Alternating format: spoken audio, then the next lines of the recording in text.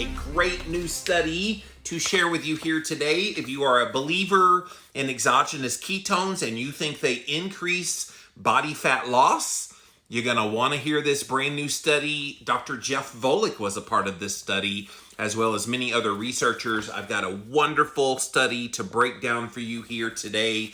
Again, this is my brand new show, Jimmy Makes Science Simple. When I did my old show, Jimmy Rants, one of the most popular things that I did on Jimmy Rants was when I took studies and broke them down. And so I found that that was the one thing people liked the most. So I said, hey, let's just do a show where all I do is break down studies. Because a lot of times studies kind of get lost in the shuffle and lay people don't always get all the information they need out of the study. So if you can have someone make it simple, then maybe you learn from these studies that are out there. So I've got a really wonderful one to get on here today. We are broadcasting live over on my Facebook page, as well as on the Keto Clarity Clubhouse page. But we're right here on my Instagram Live. If you missed this live, I am putting them up on YouTube, just like I did Jimmy Rants. I also have them up on IGTV. So go check it out on replay if you miss anything during the show. But this is going to be a regular thing. It's probably not going to be daily because research doesn't trickle out that fast that I could do a daily show. And also I've still got all my podcasting duties to do. So I will try to get them out as soon as I can, especially big studies when they come out. And this one here, guys, when I saw this one come out, I said, oh yeah, this is something I need to get out there. So this was published in the March 24th, 2021, so pretty cutting edge, last couple of weeks came out, journal. The journal is called Frontiers in Nutrition, and the title of the study is called The Effects of a 6-Week Controlled Hypocaloric Ketogenic Diet with and Without Exogenous Ketone Salts on Body Composition Responses. And the reason why this is such an important study is there are so many people who believe that drinking ketones, drinking exogenous ketone salts, beta-hydroxybutyrate salts, help them lose weight and it helps them lose body fat. And so they make these bold claims, and a lot of times the people that do this tend to be people who sell said BHB salt supplements. And so there's actually a study now looking at, does a ketogenic diet with exogenous ketones produce more body fat loss? And I think you're going to be surprised by what they found in the study. Once again, it is a bunch of researchers. There's at least 15 researchers on here. One of them is a name that you'll know very well, Dr. Jeff Volek. He's out of The Ohio State University. And all of these researchers are at Ohio State. So, yeah. But this is one that I'm just tired that people always think that if keto's good, let's drink sources of beta-hydroxybutyrate directly into the body and that'll make fat loss go faster. I've never understood how that worked. Because in my estimation, if you're drinking ketones and you're increasing your beta-hydroxybutyrate levels, which is that blood ketone, if you're increasing them exogenously through BHB salts, why would your body make more ketones? Why would your body want to produce something that it already has an abundance of? We seem to forget that the body is very good at maintaining homeostasis of the things that we need in our body. When we're not feeding it enough of a certain micronutrient, it usually makes up for it, sometimes in good ways, sometimes in bad ways. And with BHB, with ketones, if you're drinking them, and there are people that drink them throughout the day. So if you're sitting there sipping on exogenous ketones all day long and you're not letting your body produce them, does your body really want to produce them at that point? They're like, bruh, we're good. We don't need any more because we have plenty of them from this exogenous source. So endogenous production can be a little bit turned down whenever you start consuming exogenous. So now they've done a study to take a look at comparing endogenous formation of ketones with endogenous formation of ketones along with adding BHB salts. So that's what this study is about. If you just joined us, I'm reading from a brand new research paper, March 24th, 2021. This came out in the journal Frontiers in Nutrition. The effects of a 6-week controlled hypocaloric ketogenic diet with and without exogenous ketone salts on body composition responses. Background. Ketogenic diets that elevate beta-hydroxybutyrate, known as BHB, promote fat and weight loss. Exogenous ketones, such as ketone salts, also will elevate your BHB concentrations with the potential to protect against muscle loss during calorie restriction. Whether augmenting the ketosis with this ketone supplement impacts body composition response to a well-formulated ketogenic diet, that's still unknown. So up until this study, they didn't know if adding in exogenous ketones to a ketogenic diet that's hypocaloric, they didn't know if there would be any additional fat loss that would come from that. So this is the first study that does that. The purpose of this study is to explore the effects of energy-matched hypocaloric ketogenic diet feeding. They define that in this study as below 50 grams of carbohydrate a day and 1.5 grams per kilogram per day of protein intake. They did it both with and without the inclusion of the exogenous ketone, and what they were measuring as the primary outcomes is weight loss and body composition response. So the methods that they used, they had overweight and obese adults, and they were provided with a precisely defined hypocaloric ketogenic diet. So they kept them at about 75% of their energy expenditure for 6 weeks. So 75%, in other words, they put them at a 25% calorie deficit because they definitely wanted to induce ketosis. If you take the keto profile and you make it below the calories for them according to their BMI, they should induce ketosis. That's why they did that. They did it over a period of 6 weeks in a double-blind manner. In other words, both the patient and the researcher had no idea which modality they were doing.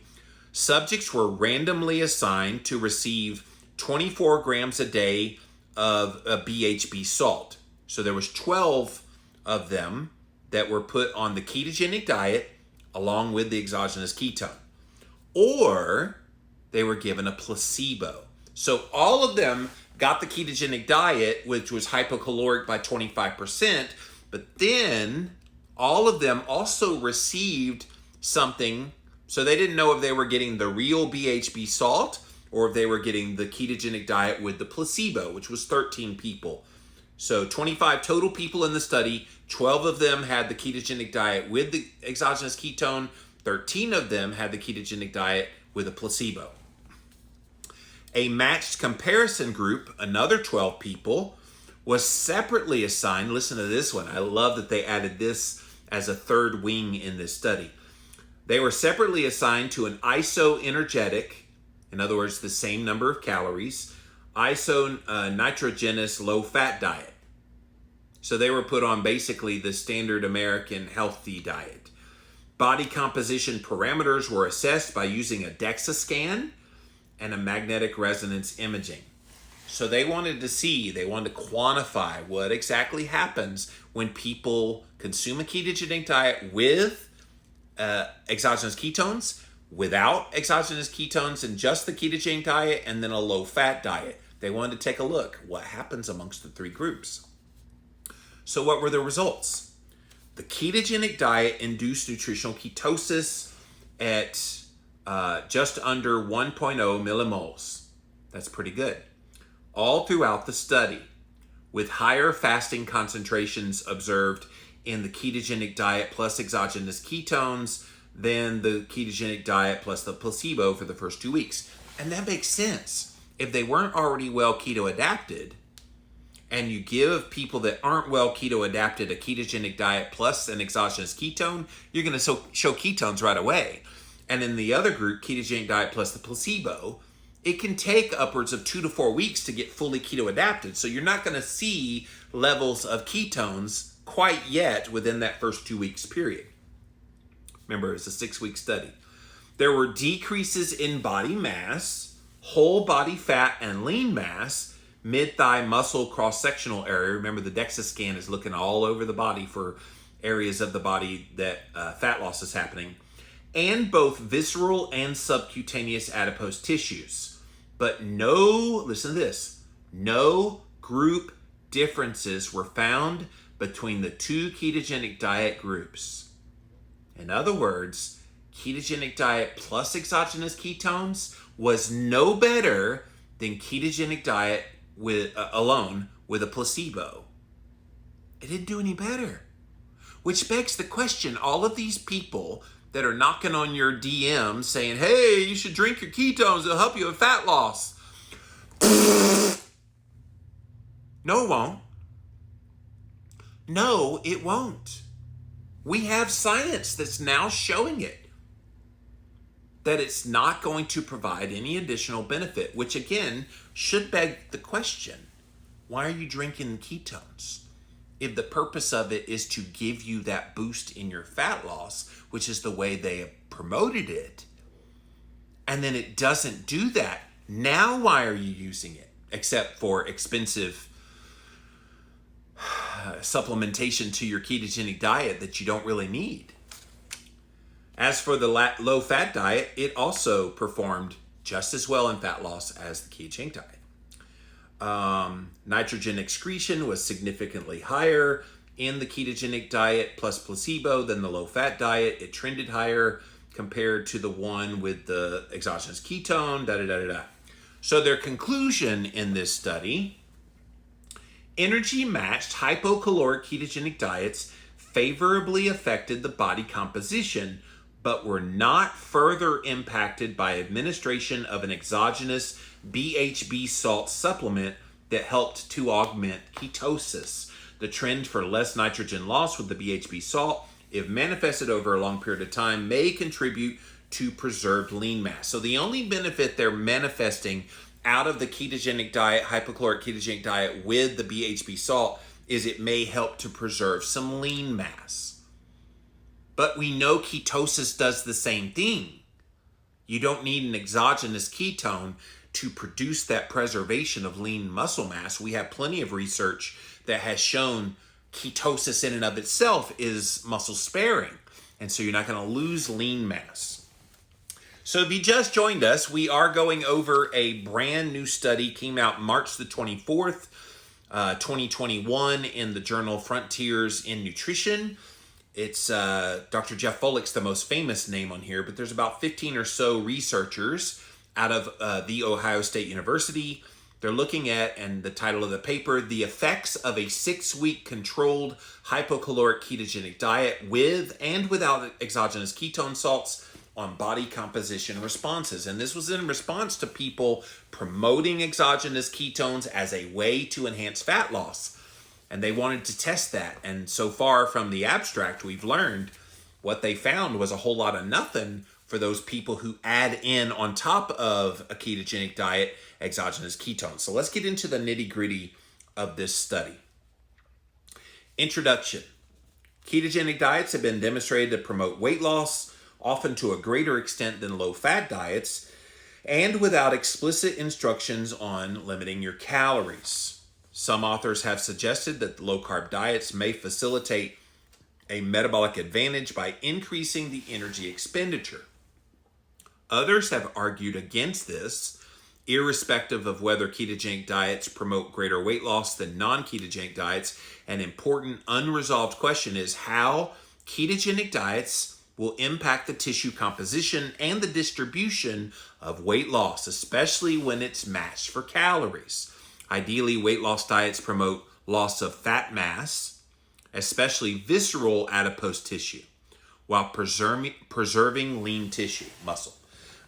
A plausible approach to support muscle anabolism during a hypocaloric ketogenic diet is using exogenous ketones. These should enhance ketosis while also providing additional sodium, because they are salts, and potentially other minerals like potassium, calcium, and magnesium. This is one of the things that I think the exogenous ketones provide a benefit that's never talked about. it's not necessarily the BHB, the beta-hydroxybutyrate, that's in these exogenous ketones. I think it's the electrolytes. And a lot of people are deficient in electrolytes. So then they take this electrolyte powder that's got BHB in it, and they're getting benefits from the electrolytes, while yes, it increases temporarily the ketone bodies. But it's the electrolyte sufficiency that I think it's giving you the most benefit from. Oral ingestion of ketone salts consisting of BHB, beta-hydroxybutyrate, and minerals is a safe and effective method of transiently increasing circulating ketones, as we and many others have shown in previous studies. Remember, this is Jeff Volek and others in the Ohio State University team. And it's true.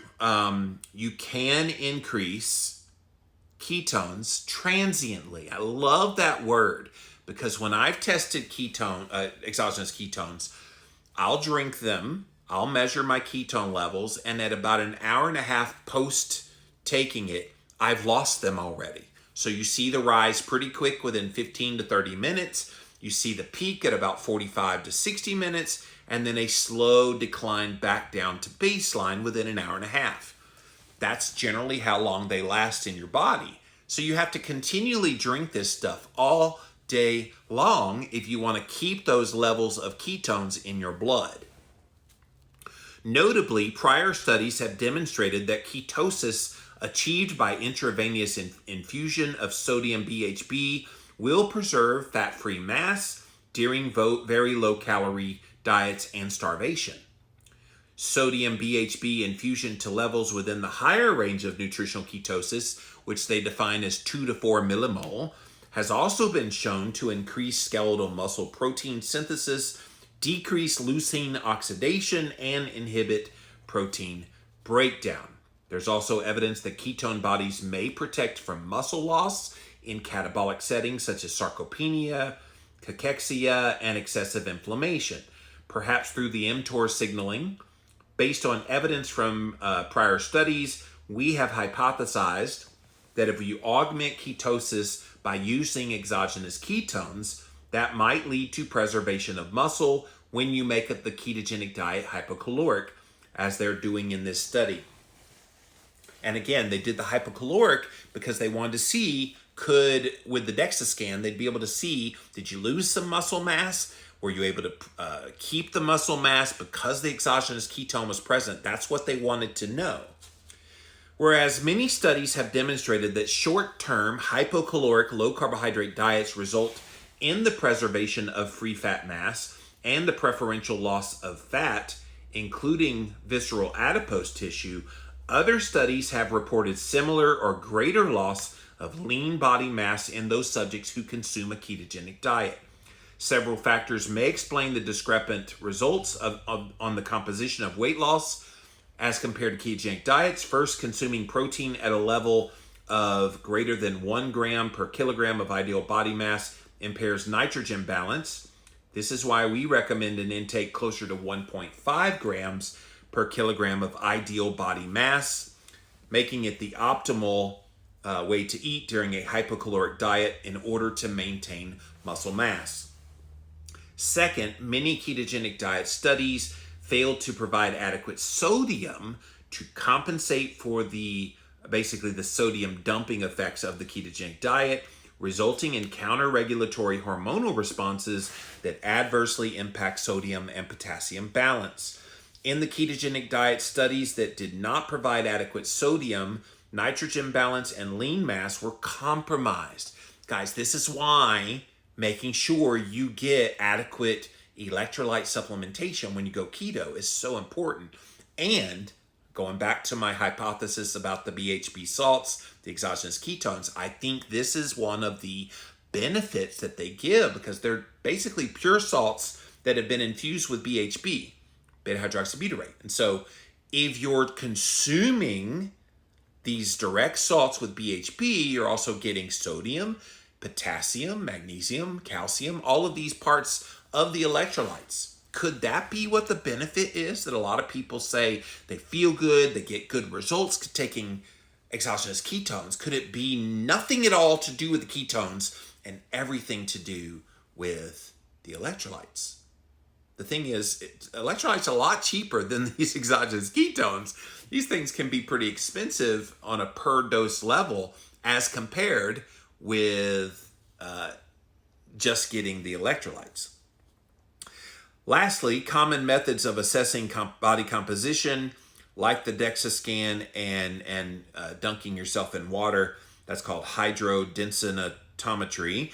They detect water loss at a decrease in lean tissue, but this does not reflect a change in the whole body intracellular protein. So that's a challenge for them. Collectively, though, these data highlight a potential role of a well-formulated ketogenic diet with adequate protein and sodium to improve the preservation and lean body mass during weight loss, with potential added benefits if they add in exogenous ketones. Again, that's what they wanted to study in this research.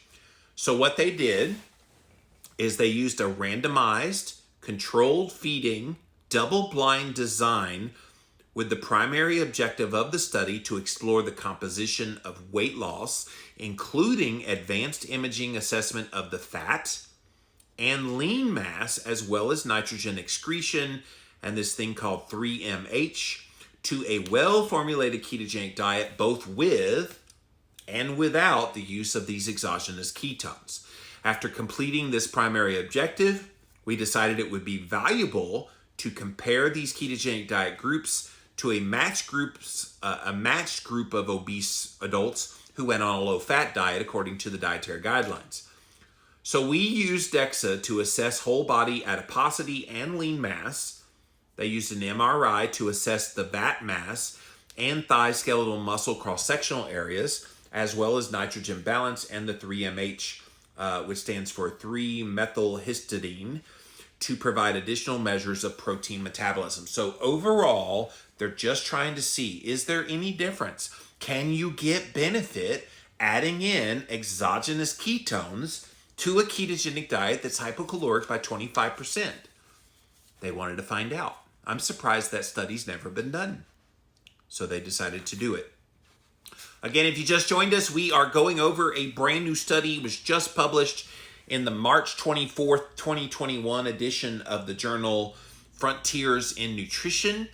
This is a study out of The Ohio State University. Dr. Jeff Volek, probably the most famous researcher on the list of 15 people. And the name of the study, The Effects of a 6-Week Controlled Hypocaloric Ketogenic Diet with and Without Exogenous Ketone Salts on Body Composition Responses. So we're up to the part where we're going to start getting into the nitty-gritty of the design and the subjects and all that. So here we go. This was a prospective, placebo-controlled, double-blind study design. The primary aim, we plan to randomize and balance 28 people, 14 men and 14 women, in 2 different ketogenic diet groups.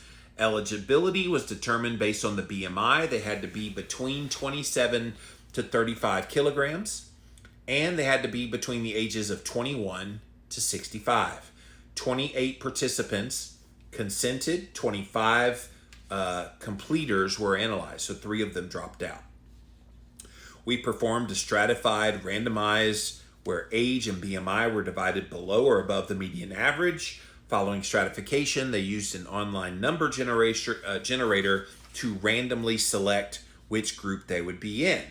So they were either in the ketogenic diet plus ketone supplement, the exogenous ketones. That one was 12 people, 6 men, 6 women, or ketogenic diet plus the placebo, meaning just the ketogenic diet. There were 13 people in that group, 6 men and 7 women. An extra male participant was added to the ketogenic diet plus placebo group because there was an enrollment error. For the secondary aim, they also enrolled a separate non-randomized group. In other words, they all did the same diet of age and BMI matched participants. So everybody that was in the actual part they were studying, they matched someone who was similar in age, similar in BMI, so they could compare and contrast them. They all went on an isoenergetic, in other words, same calories, of a low-fat diet. There was 12 of them, 6 men and 6 women, and they participated in all the same tests that the ketogenic diet groups did. The exclusion criteria comprised of major weight loss events. If they had lost over 10% of their body mass within 6 months before enrollment, they were not allowed. Habitually consumed a low-carb diet, less than 50 grams a day, they were out because you're already getting some of the benefits of that. Pre-existing gastrointestinal disorders or any food allergies, excessive alcohol consumption, more than 14 drinks a week. If they had any diseases, things like diabetes, liver, kidney disease, other metabolic or endocrine dysfunction, and the use of any diabetic medications. All of those people were excluded from this study. Participants who met the qualifying criteria were scheduled for an in-person screening where the study was described in great detail, followed by a complete questionnaire about food frequency, medical history, physical activity, MRI readiness, menstrual history for the women. There were no significant differences in baseline characteristics of the people who completed amongst all the groups. All of the participants, this is a limitation of the study as well, all of them were Caucasian. So that's the study design. So what about the feeding intervention? What did they do? All of the meals for the 3 experimental diets were prepared in a state-of-the-art metabolic kitchen. All of the ingredients were precisely weighed, so they knew exactly how much energy intake they took in. Remember, they were trying to keep them hypocaloric by 25%. Individual menu composition had a customized macro and micronutrient calculated by a team of registered dietitians. Both of the ketogenic diets were designed based on previous work that Jeff Volek and others had been doing. The low-fat diet was developed in accordance with the USDA's Dietary Guidelines for Americans 2015 version. The ideal body weight was calculated and they established the 1.5 grams of protein per kilogram of ideal body weight for each participant. So they made sure they all got that in all the groups. The total daily energy requirement for weight maintenance was derived using the Harris-Benedict basal metabolic rate multiplied by physical activity. And so they did all those estimations, and then they calculated 75% of that energy requirement for weight maintenance, which gave them on average around 20 calories per kilogram per day. I know that's a lot to take in because there's a lot of numbers there, but stick with it. We're going to get to the good stuff here in a second. Both ketogenic diets provided right around 40 grams of carbohydrates per day, and the remaining non-protein calories were derived from fat, with an emphasis on monounsaturated as well as saturated fats.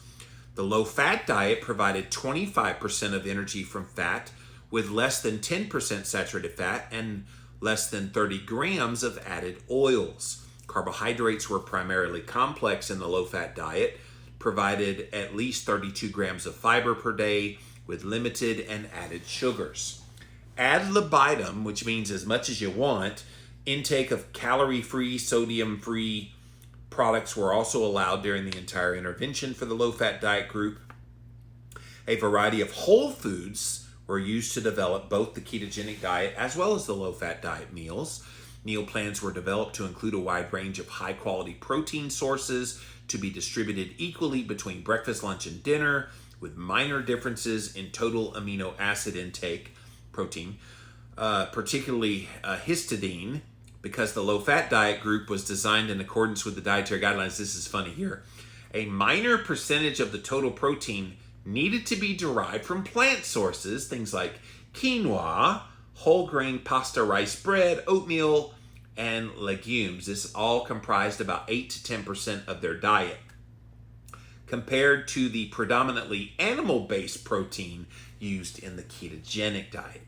A portion of the protein for the ketogenic diet groups was provided as 2 daily chocolate or vanilla shakes that had whey protein isolate, along with fat in the form of high oleic sunflower oil and medium chain triglycerides. That's interesting they did the MCTs because those also will impact your ketone levels. I wonder if that was by design. Assessment of capillary glycemic response over 2 hours following the ketogenic state in healthy participants compared with a white bread control matched for total carb content demonstrated no glycemic response to the shakes.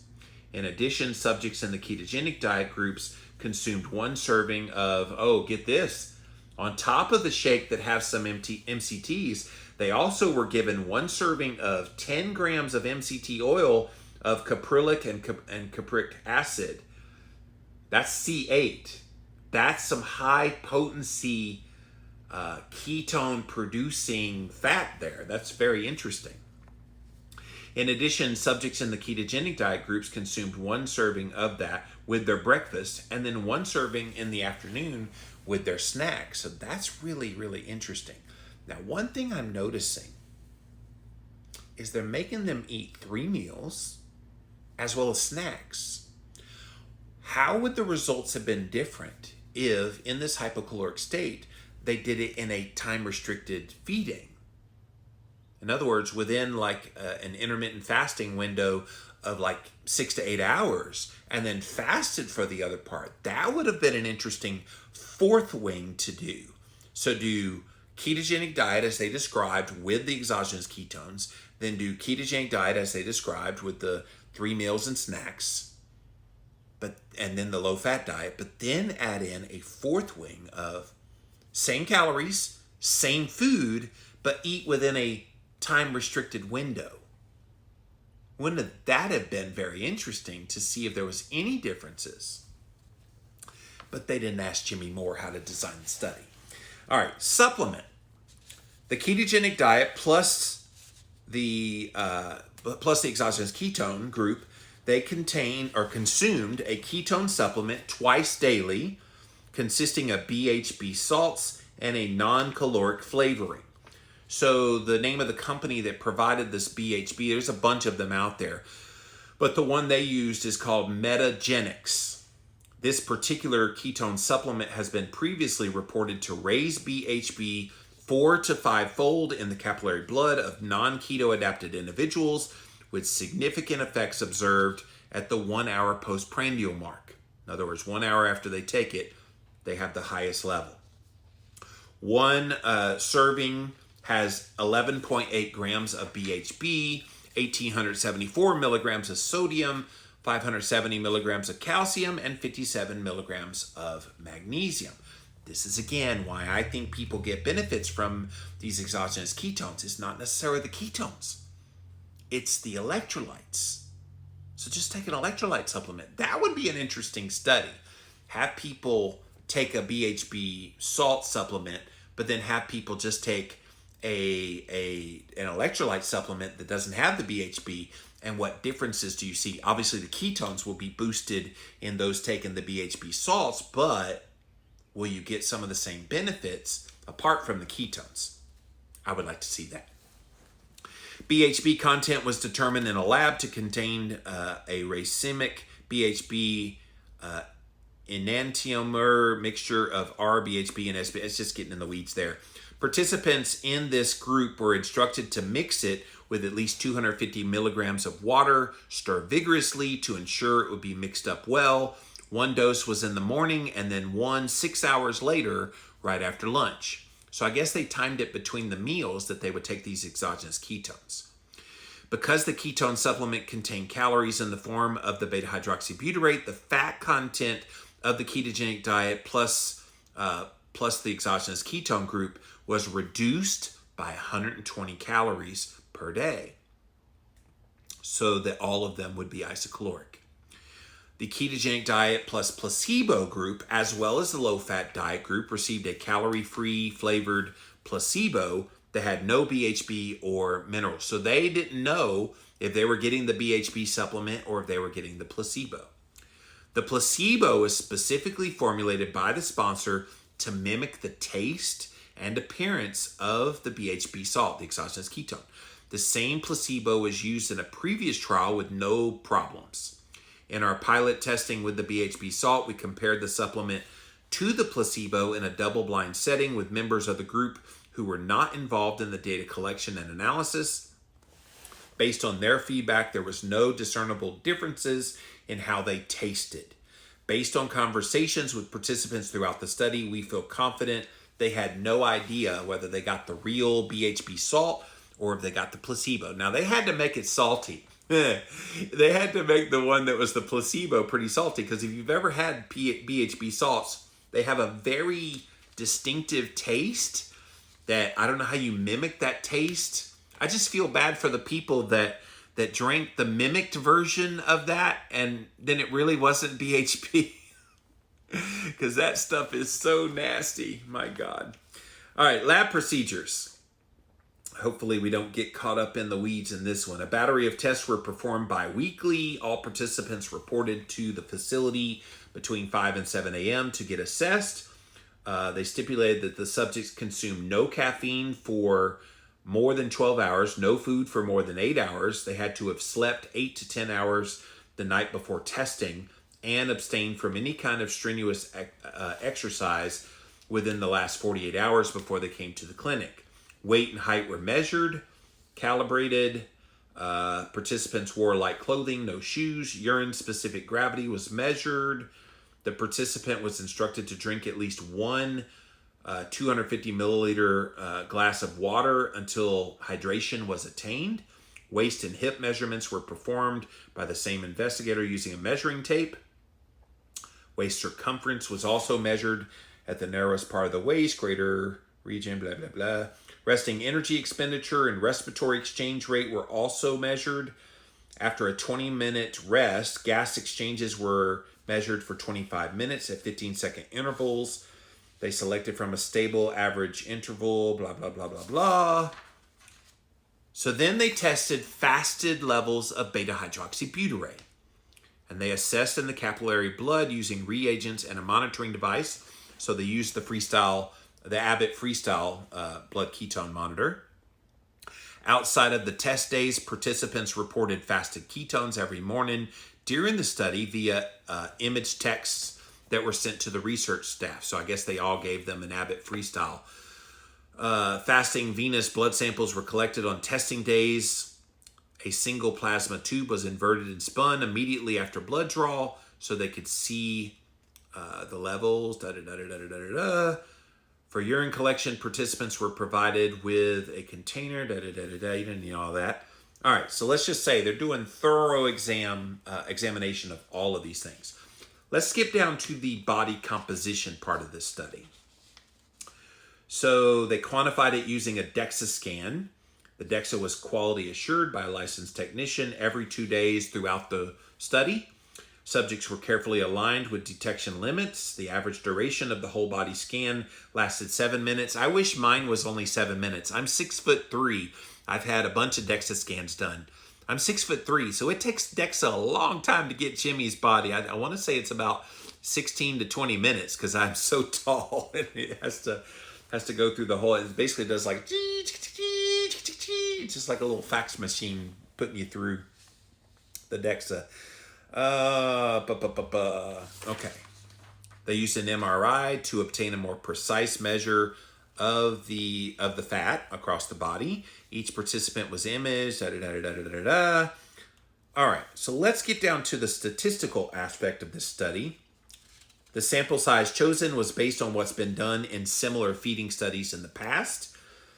And that's why they broke them up into this group. So let's skip to the results because some of that gets caught in the weeds. And I'm trying to make science simple. That's kind of the name of this show now. And so let's get right to that. In both of the ketogenic diet groups, fasted capillary BHB increased progressively to concentrations above 1.0 by week 2, and they stayed elevated throughout the 6-week intervention. You would think that that's what would happen. After week 2, the endogenous production of ketones in just the ketogenic diet group had to be pretty good. And so then they supplemented it with the other group. Fasting BHB was higher, obviously, in the ones taking the exogenous ketones the first couple of weeks. But listen to this. But it was similar to the ketogenic diet plus placebo thereafter, which is my hypothesis that once you're well keto adapted, endogenous production of BHB is going to be high enough. And yet if you take exogenous sources of BHB beyond that first 2-week period, your body's like, I don't need to make any more. So did you see that? It's the same amount of ketones in the blood, even though one was taking exogenous sources. That should beg the question, why are you taking it if your body can make those on their own? All right, next page. There were significant changes over time in all of the DEXA and MRI parameters. Remember, they were 25% hypocaloric, so you would expect fat loss to happen. But no group differences. Body mass, free fat mass decreased at the end of the feeding intervention. The trajectory of body weight loss was most pronounced over the first 2 weeks, which is typical of keto. They saw 4.6 kilogram weight loss in that first 2 weeks, and that accounted for more than half, 57% of their total body weight loss during the intervention. Remember, it was a 6-week study. Additionally, more than 3/4 of lean mass was lost by week 2, 77%, and continued toward a non-significant decrease after that. All right, waist to hip ratio got better, waist circumference got better with both groups. They're just basically saying, we're not seeing a lot of differences, guys. If the exogenous ketone was supposed to provide a benefit, we're looking for it, and we hadn't found it yet. All right, let's go to the next page. For most of the parameters, the low-fat diet responded in a similar manner as the ketogenic diet, with a few notable exceptions. The ketogenic diet significantly altered the ketones, which you would expect. But these variables were not altered by the low-fat diet. Again, you wouldn't expect it to. We discovered a significant interaction with both of the ketogenic diets groups showing a greater decrease in fat mass. That's good. All right, so let's skip to the discussion. We kind of got the idea. They found a whole lot of nothing. All of this grandiose, oh my God, you need to drink your ketones to produce more fat loss. They didn't see it, guys.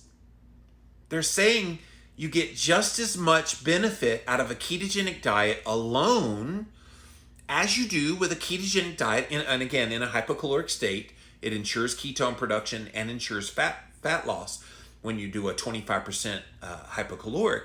But adding in the exogenous ketones did not provide the benefit in fat loss that all of these people out there pushing ketones for you to drink your ketones want you to believe. Are you getting this? So let's look at the discussion. This study investigated the effects of daily exogenous ketone supplementation in the context of a 6-week energy-controlled ketogenic feeding intervention that produced clinically meaningful weight loss. So both groups, all 3 groups actually, lost meaningful amounts of weight. Although the ketone supplement transiently elevated BHB concentrations beyond the ketogenic diet alone, it did not alter the magnitude of the weight loss or the changes in whole body and regional tissue composition. There was a trend for lower UUN with the addition of the supplement, but this was not of a sufficient magnitude to manifest in a detectable change on the DEXA scan. In other words, it helped to preserve some muscle, but it was not significantly different than the ketogenic diet alone, because remember, ketone bodies, whether exogenous or endogenous, are muscle preserving. And they were hoping that the ketone supplement would provide a greater muscle preservation. It did not, at least not statistically. The body composition responses to the ketogenic diets were similar to those in the low-fat diet. This is another take-home. They always say, well, you should eat low-fat because it's going to produce more fat loss. Actually, this study shows there's just as much fat loss on a ketogenic diet as there is a low-fat diet. And again, they're hypocaloric, and so you would expect that. As expected, the ketogenic diet elevated fasting BHB, which was an average of 1.1 millimoles, was augmented by the use of a exogenous ketone. That pushed it up to 1.4. So the ketogenic diet produced a 1.1 millimole. The ketogenic diet plus an exogenous ketone made it 1.4 millimole. So a 0.3 millimole difference, but no difference in fat loss, no difference in weight loss, no difference in the DEXA scans. It was the same. Remember this study the next time you have somebody reach out and say, have you drunk your ketones today? You know, we know all those annoying people. They're in our DMs here on Instagram and all over the internet. Point this study to them, because I think they'll be quite shocked. As expected, the ketogenic diet elevated fasting BHB went up during the first 2 weeks. Ketosis was achieved in as little as 3 days in a lot of the ketogenic diet group, similar to what has been reported before. It's important to point out that the fasting measures of BHB were all done in the morning after an overnight fast and at least 10 hours since the last ingestion of the ketone supplement from the evening before. In the keto naive people, their BHB was 0.1 to 0.2 millimole, the exact same ketogenic supplement and dose has previously been shown to result in a rapid increase in BHB up to 1.0 millimole after approximately 15 minutes of taking it, gradually returning to baseline, they say here, by 2 hours. My personal experience with ketones, exogenous ketones, about 90 minutes. Within 90 minutes, it's gone. All the benefit I get from it is gone. Considering the transient nature of BHB elevation after consuming an exogenous ketone, the fact that we were able to detect higher fasting BHB 10 to 12 hours later in that group was somewhat unexpected. Well, think about it. They primed their body to recognize ketones. So beta-hydroxybutyrate was in there. If you're also doing a hypocaloric ketogenic diet on top of that, that's not surprising at all. I think the body says, hey, we know what this is. This is an energy substrate. We know what to do with this. So it switched over from the exogenous source of the ketone, and it noticed there was less available because you weren't still feeding it the exogenous, and it went to endogenous. That's not surprising. That's what you would predict. The augmentation of fasting BHB in response to exogenous ketones only lasted for the first 2 weeks. So in other words, as a keto adaptation aid, the beta-hydroxybutyrate salts definitely help the exogenous ketones. But after 2 weeks, those exogenous ketones are completely useless if you're using them for the purposes of fat loss. It suggests, listen to this, it suggests that adaptations in the metabolic regulation of ketone homeostasis occurred.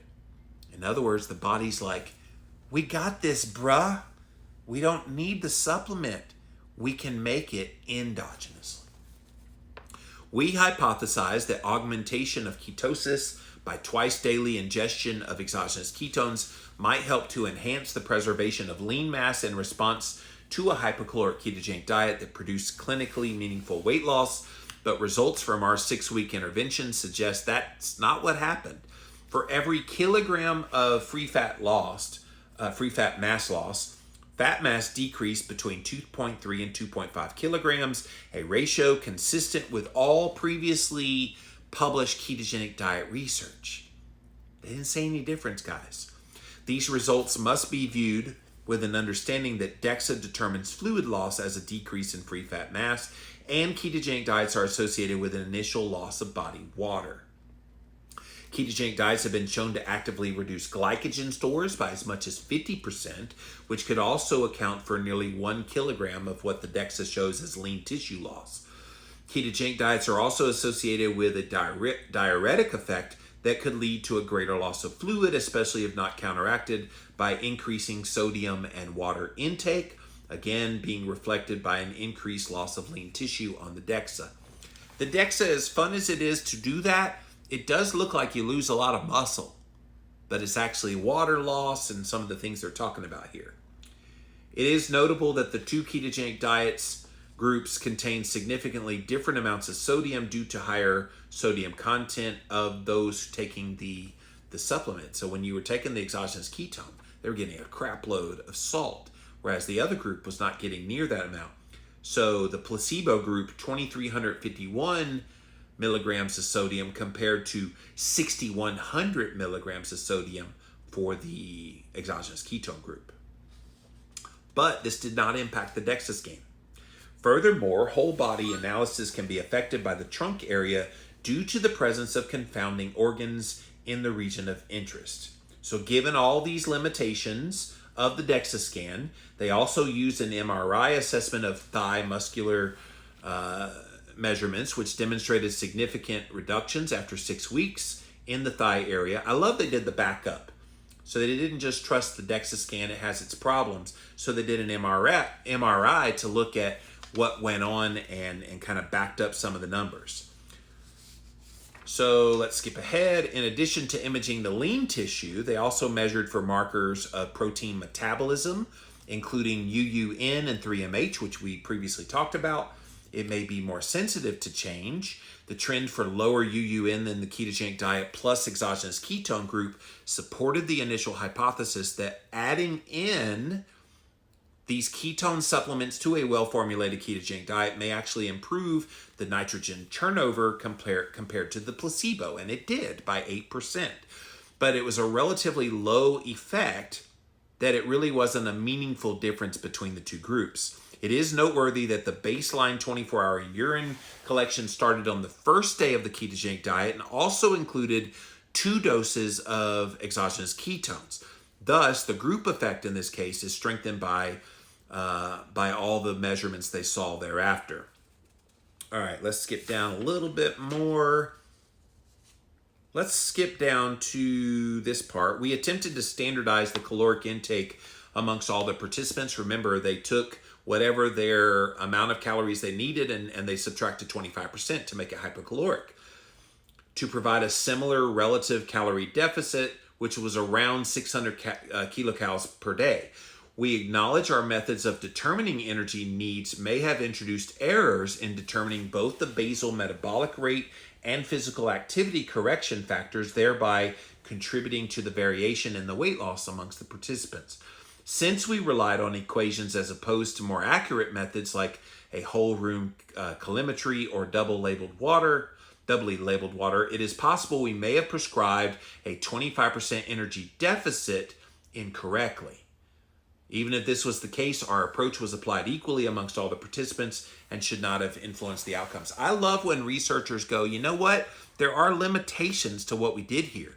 And this is something that might be a confounding variable. But the fact that they did this same variable with all of the participants, they're saying, well, if we messed up with everybody. So still apples to apples comparison.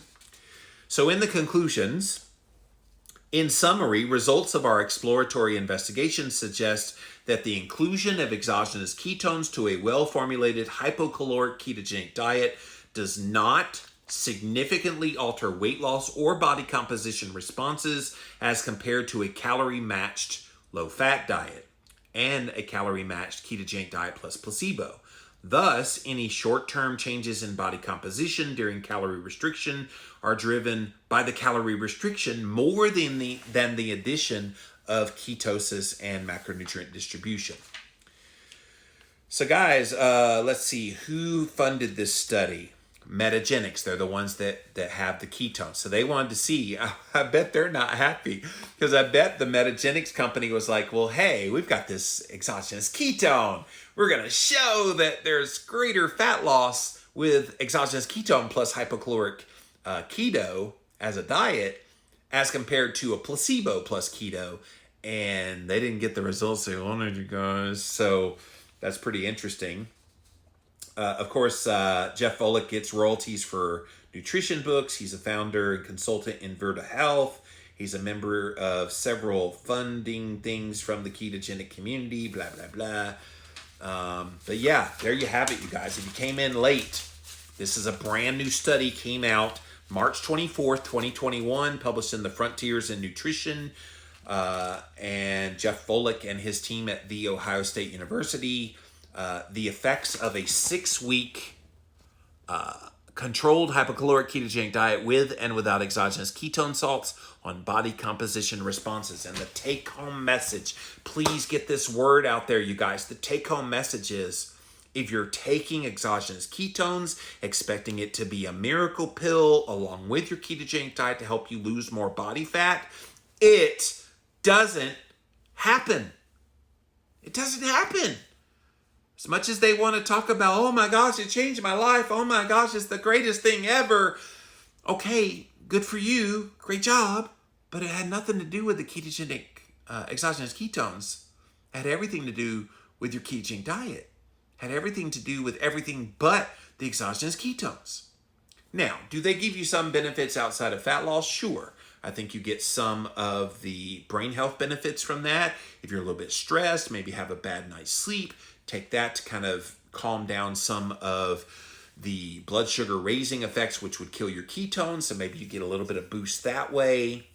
I think if you have some kind of a need for higher ketones, traumatic brain injury, or some other kind of therapeutic, epilepsy, Alzheimer's, these kinds of things, then those things can be helpful to increase your ketones. But let's stop pretending like exogenous ketones are going to provide you any kind of benefit when it comes to additional fat loss on top of the endogenous formation of beta-hydroxybutyrate, the ketones in the blood. All right, guys, let's see what you guys have to say. If you're over on Clubhouse, go ahead and raise your hand. Would love to pull you up on stage if you want to participate in the show. I'm going to scroll back here on Instagram Live and see who has any comments to make. Are you still on your fast? No, I ended the fast at day 18, so that was a couple weeks ago. I just bought some of these, says Jen. I have a feeling I wasted some money. Well, again, the reasons I just outlined for brain health, that's probably pretty good to do it that way. But for fat loss, nah. I've been feeling wonky on keto, have been wanting to give up. Well, don't give up. Keep it going. I don't know what wonky means. What electrolytes do you recommend? Well, salt. Redmond's Real Salt is perfect. It's got a lot of little minerals in there that can augment your ketogenic lifestyle. Lola says, what study is this? So again, it's in Frontiers in Nutrition, the March 24th, 2021 edition, the effects of a 6-week controlled hypocaloric ketogenic diet with and without exogenous ketone salts on body composition responses. You can look that up on Google, but if at the end of this, I post this, so hi to everyone watching on IGTV and YouTube and all the other places, look in the notes. I will have a clickable link so that you can check out the study. But thank you, Instagram. Now let's see if there's anybody on Facebook that had anything they wanted to say. You guys are all just listening, so. All right, and anybody on Clubhouse, before we get out of here, you want to pop up on stage and say anything? And we'll give you a couple of seconds to do that. Nope, you're just listening. And that's cool, guys. That's cool. So, guys, if you're brand new to this brand new show, I just started a brand new show called Jimmy Makes Science Simple. I did a show called Jimmy Rants for many years, and one of the most popular features of that was when I would go over a study. So I'm going to be doing more of these, and I've got lots of studies lined up. I keep printing them out, and so if you find a study that's very interesting, but you're kind of wanting to make heads or tails of it, I translate this stuff pretty good, and so I would love to hear from you. So you can send it through Instagram. I'm Living Low Carb Man over there. Thank you guys so much for being here today. I think I'm going to go ahead and sign out. Thank you so much for watching. We'll be back again soon with more Jimmy Makes Science Simple. Bye, guys.